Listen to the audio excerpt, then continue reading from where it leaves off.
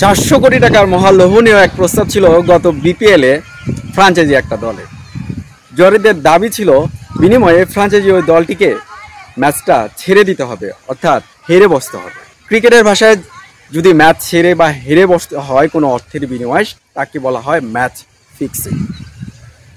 আইসিসির নিয়ম জানার পরও ফ্রাঞ্চাইজি ওই দলটি আইসিসির অ্যান্টি করাপশন ইউনিট বা বিসিবিকে অনৈতিক প্রস্তাবের ব্যাপারে অবহিত করেন, বরঞ্চ তারা ওই ম্যাচ হেরে বসেছিল।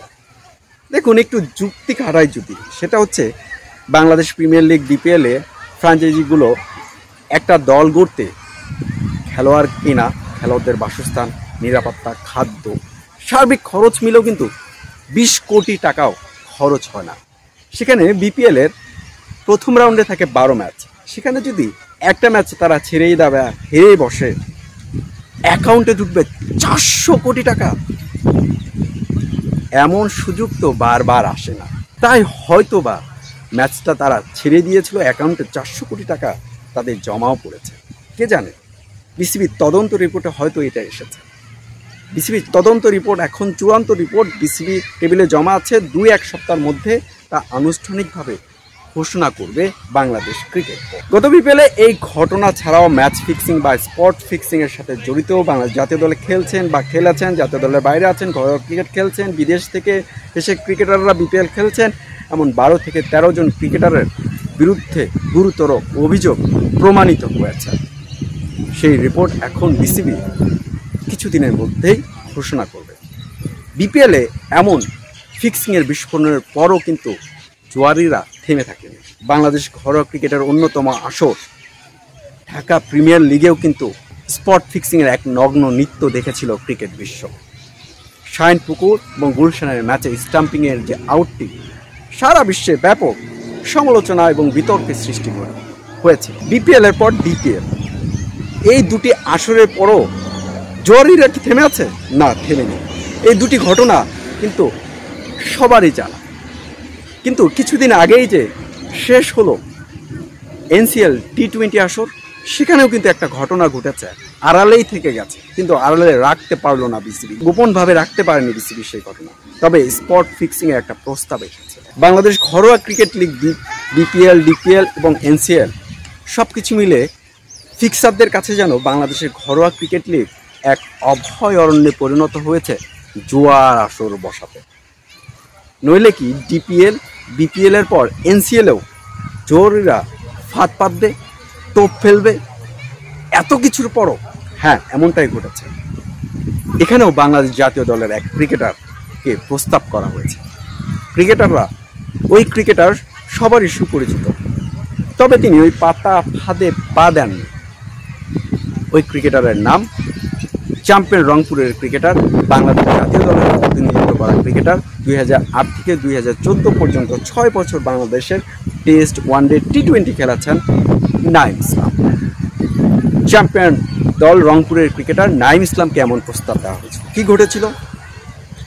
2025 সাল 26 সেপ্টেম্বর ঢাকা রংপুরের ম্যাচে যুক্তরাজ্য ইংল্যান্ড থেকে জুয়ারি অমিত মেথিয়া প্রস্তাব করেছেন নাইম ইসলামকে স্পট ফিক্সিং।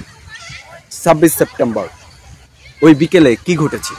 নিয়ম অনুযায়ী ক্রিকেটাররা ম্যাচ শুরুর পর্বে তাদের ব্যক্তিগত ফোন টিম ম্যানেজারের কাছে জমা দিয়েছিলেন।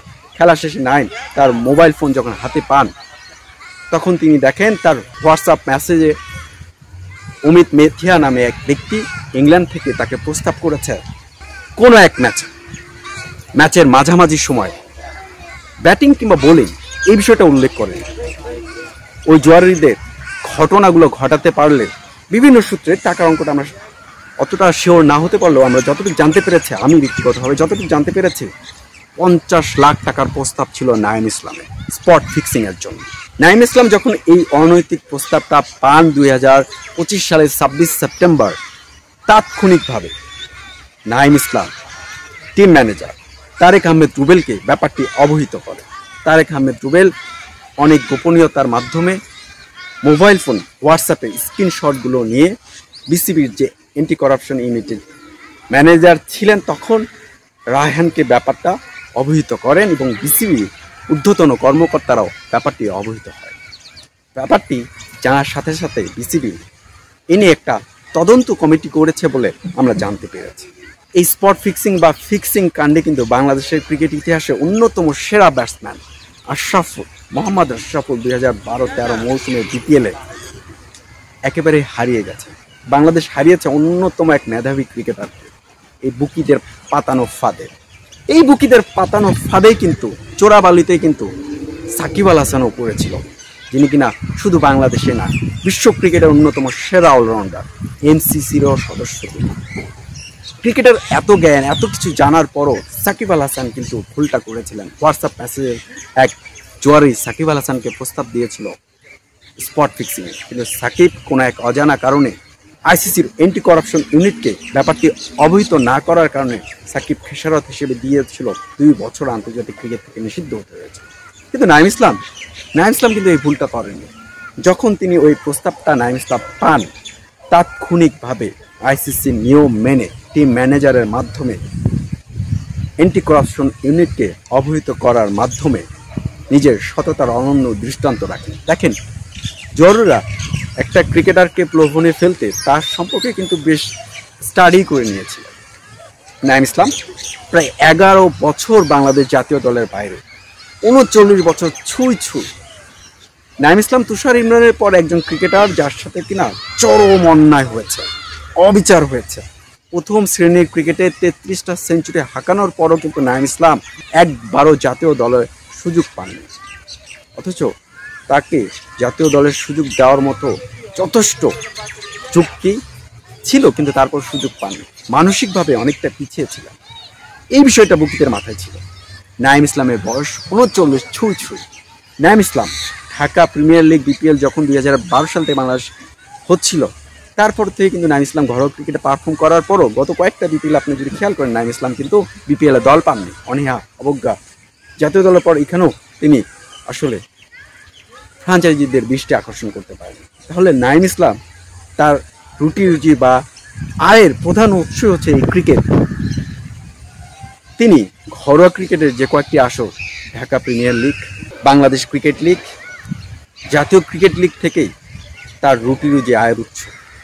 এই বিষয়গুলো মাথায় রেখে যদি নাঈম ইসলামকে জরুরিরা একটা প্রস্তাব দেয় 50 লাখ টাকা বা 1 কোটি টাকা বা মোটা অঙ্কের একটা অর্থের যদি প্রস্তাব দেয়, সে হয়তো রাজি হয়ে যাবে। কিন্তু না, নাঈম ইসলাম সে ভুল করেননি। নাঈম ইসলাম বরং অনন্য এক দৃষ্টান্ত দেখিয়েছে।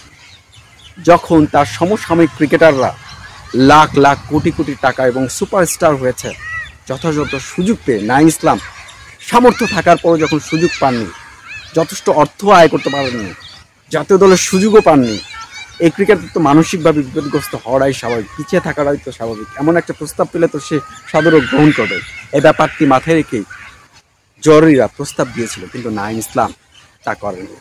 এখানে নাঈম ইসলাম অনন্য, অসাধারণ, ব্যতিক্রম।